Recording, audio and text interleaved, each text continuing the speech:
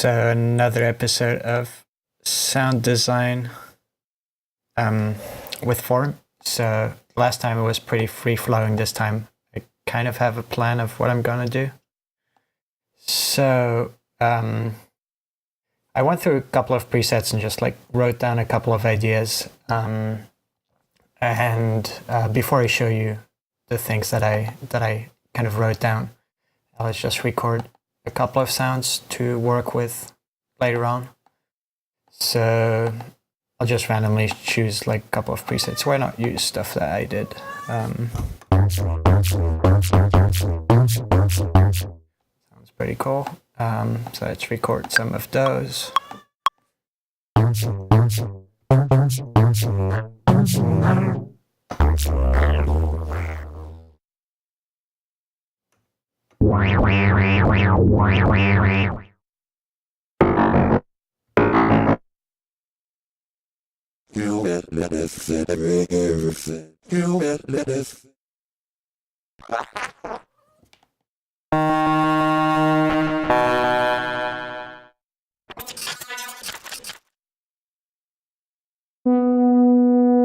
All right, that should do the trick. So let's look at these guys here. And then we'll apply the same technique that we did last time, which is slice the wave and then press Ctrl J to normalize it, and that will actually save it as a separate normalized file on disk that we can then import into Form. That's pretty cool. It's not the sound I'm going to start with because it's not what I'm going for, but good start.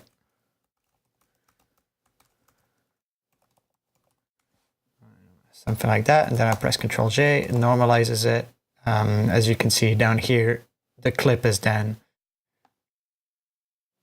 set to have the same volume, but the wave file is actually normalized.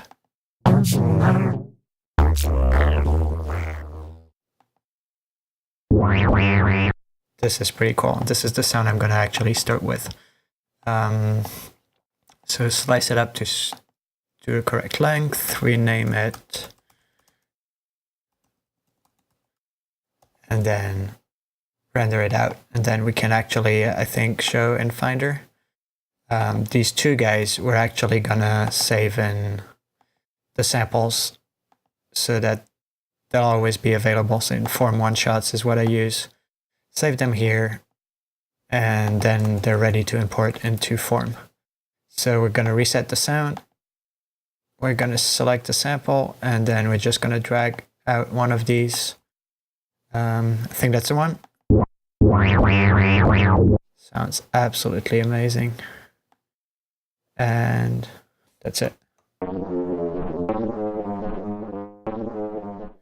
This is pretty quiet. I'm not sure if I did the right thing here. So we're gonna go for, I guess for just some sound with a specific attack, and this is the thing that I wanted to show you. You can dedicate one part of your curve here to be the attack of your sound, and then use the rest to actually be the sound itself. So one thing I'm gonna try is to actually, so this is going to be the attack of our sound here, and we can kind of shape it later on. And then this is going to be the sustained release part of our sound. So we're going to enable the loop and actually loop this part over here, not the first part. So see how it has this kind of interesting attack shape, and then you can do some crazy stuff. So this might, it's a little bit.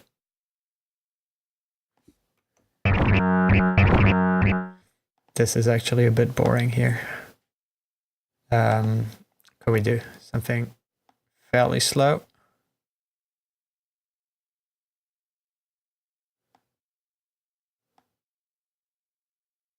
So make this longer, make the loop longer, and then let's modify the shape a little bit.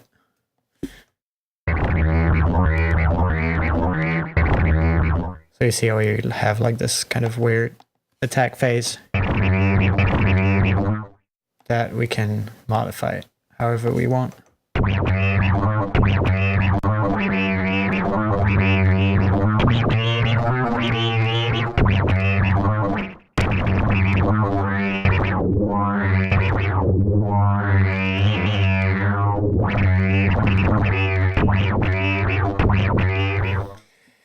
So that was the first idea. Let's actually save this as a preset, and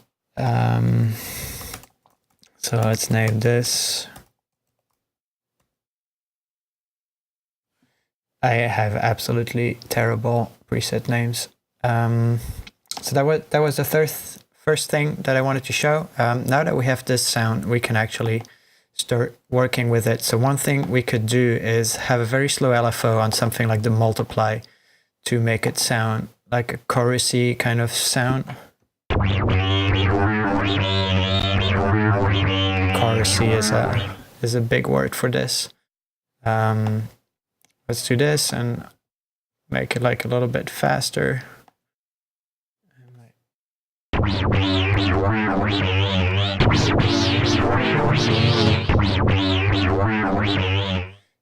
Sound is a bit aggressive, so I'm gonna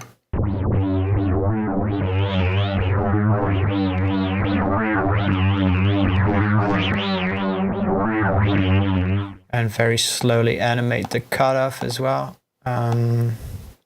Actually, this LFO is fast. Let's use the second LFO. Very slowly, second LFO, bump down the speed. Use this.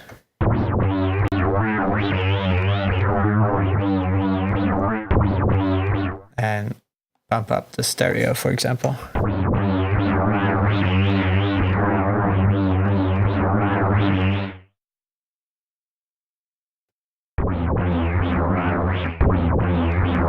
My cat is biting my feet.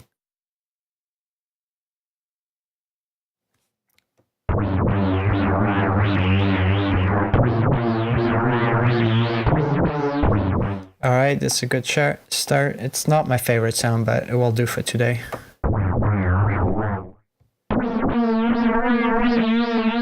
So once we have this sound, let me store that, and what we're actually going to do is we're going to switch this to multi-mode, which will layer basically every time I press a note, it's going to play both of these sounds at the same time. So at the moment they're the same, which is not very interesting. What I'm going to do is I'm going to pitch this one, detune it slightly to have a very like kind of stacked sound. And then I'm actually going to start changing some of these LFO speeds, for example, maybe the shape.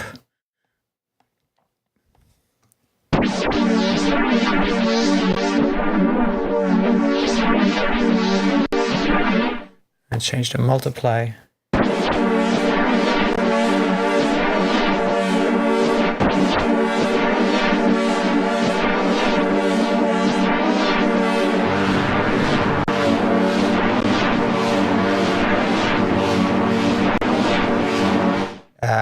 And then you kind of get this like very interesting stacked kind of super saw sound, but it's just way more interesting. So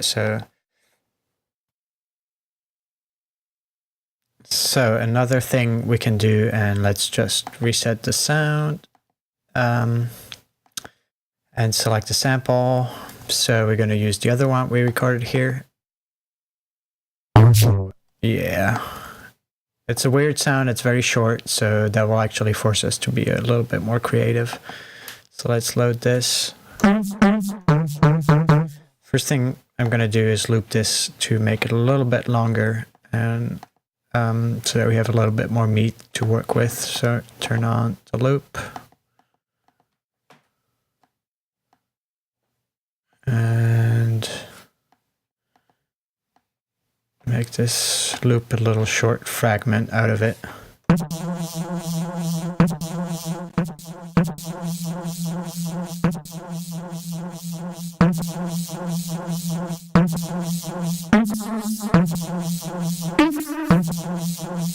And let's sync this to the tempo.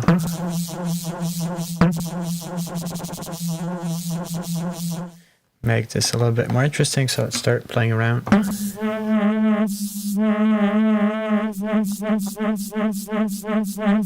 Duplicate it a couple of times. Zoom out. Put this in here, and then start moving this around.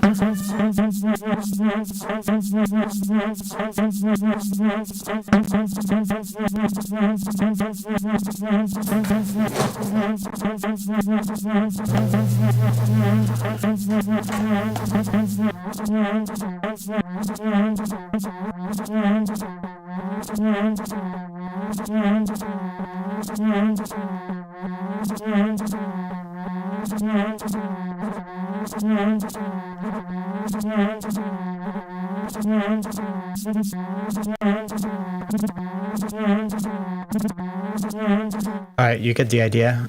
You can have your own fun with all of this. Make this mono legato, and let's go back to the sounds, save all of this as a preset, and I'm gonna call this Skrillex as a rabbit. Let's dirty this up. So see where we can take this. So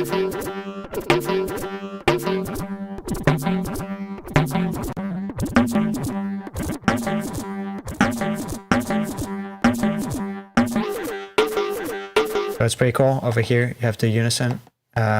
This all eats quite a bit of CPU from time to time, but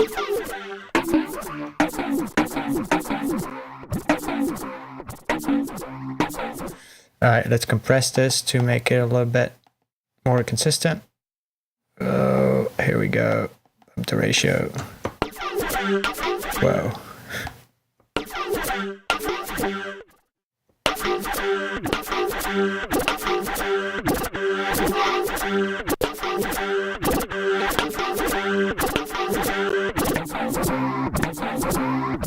Alright, and distort it because you always want to distort stuff.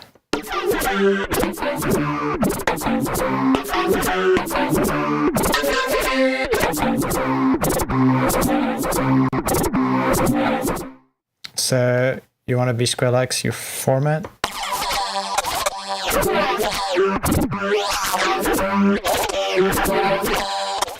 And then the cool thing is, let's assign a motion thing here and assign the motion to the sync speed. So if I start moving this in sync with the tempo, I will start modulating this.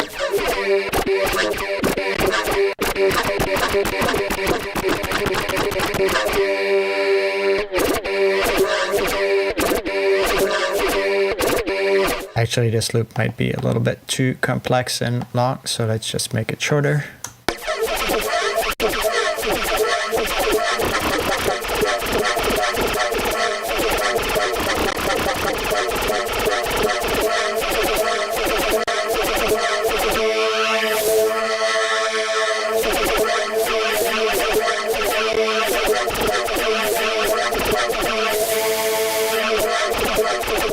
Yeah, not my best creation, but I'll do for today.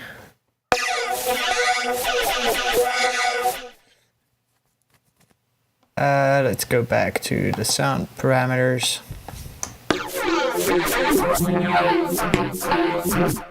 And add some funky envelopes to all of these nice little parameters.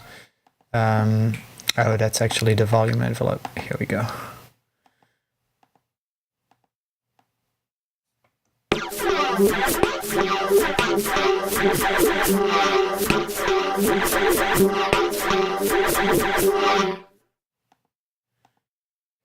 Put the LFO on the format and make this like this, and tempo sync it, and then assign the speed to the motion parameter as well. There we go.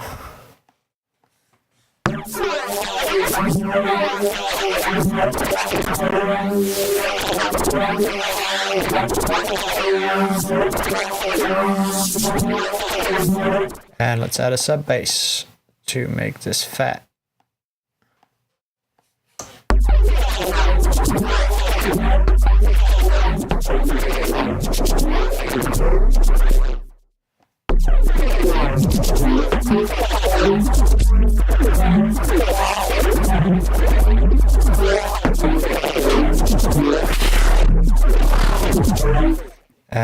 This sounds like a prime candidate for the envelope.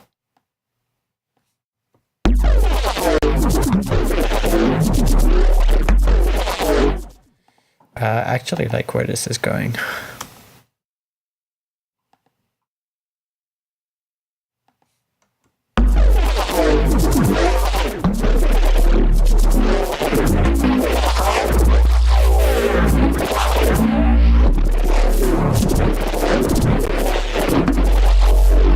And so now if you want to actually add some automated bandpass filters, you can do this through here. So we can just add this, bump the level, and just start adding the LFOs on these guys.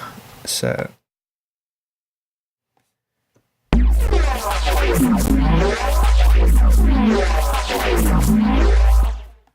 do the same here, LFO2,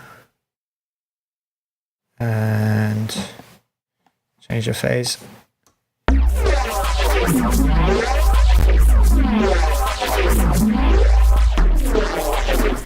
And go back here and assign the motion to LFO2 speed.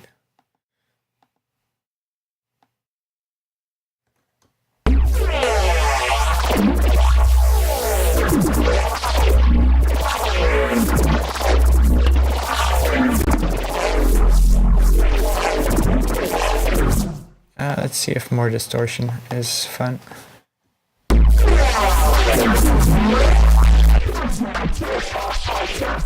It would be nice to apply the distortion only to the form sound, not to the clean sub, so that's something you might do outside. Alright, 2 cool tips for today, and more next time.